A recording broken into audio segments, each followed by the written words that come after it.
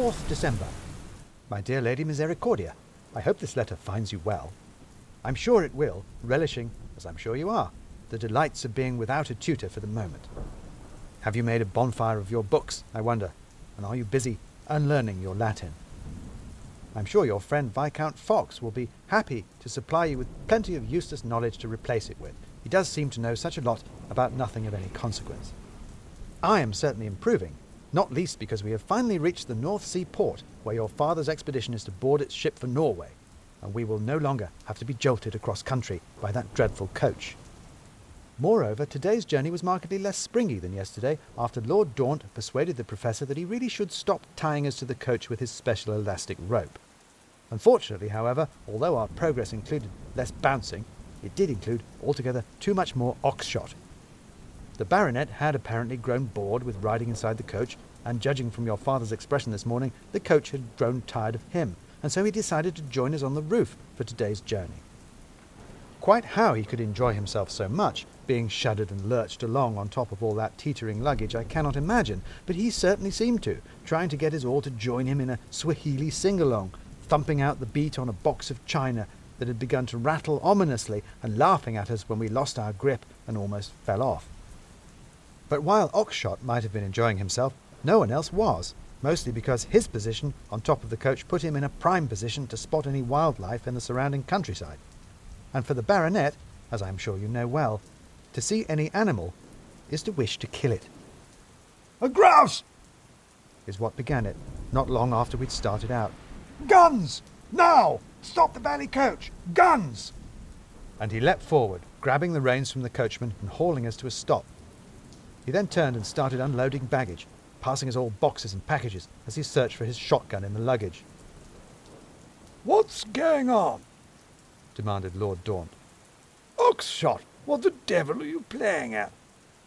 "Guns," replied Oxshott, brandishing one gleefully. "Grouse." Lord Daunt turned an interesting colour. "You men, get that baggage back on the coach immediately. Oxshott, sit down and stop behaving like a damned fool. Coachman, drive on." "Grouse!" bellowed Oxshott, almost plaintively, if one can bellow plaintively. "Oxshott, sit down!" roared Lord Daunt, and Oxshott slumped down next to the driver, his shotgun cradled sulkily between his knees. His sulk was soon forgotten, however, when half an hour later, "Rabbit!" and the coach juddered to a halt again. "Oxshott, sit down!" And once more we rattled off. "Deer!" "Oxshott!" "Sheep!"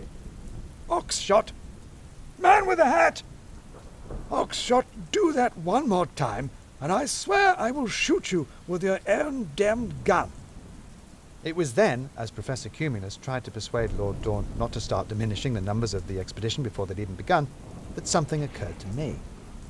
"I've got it! Your lordship, sir, I beg your pardon, sir, if I may," I said, remembering my disguise. "I may have an idea." Without the Professor's elastic rope it would never have worked, of course, so perhaps it was a good thing he'd brought it along after all. I and the other footman quickly rigged up a crude catapult with the elastic rope attached to the roof of the coach. With this we could then fling out pieces of the broken dinner service that Oxshott had been thumping on earlier, creating a sort of clay pigeon for the Baronet to shoot away at to his heart's content. And so, once again, we were finally on the move, bouncing down from the mountains, through steep valleys and small villages towards the sea, to the sound of a constant cry of "Pull!" and the bang of a shotgun as we flung bits of broken plate at passing farms, and Oxshott blasted away merrily at the countryside as it jolted past, startling crows, breaking windows, and generally covering England with shattered china. He has been happy, and we have finally arrived here in the port, where our ship is waiting for us, ready to take us away on our extraordinary adventure. Yours, with ringing ears and crockery in my hair, Timothy Hope, Esquire, Tutor.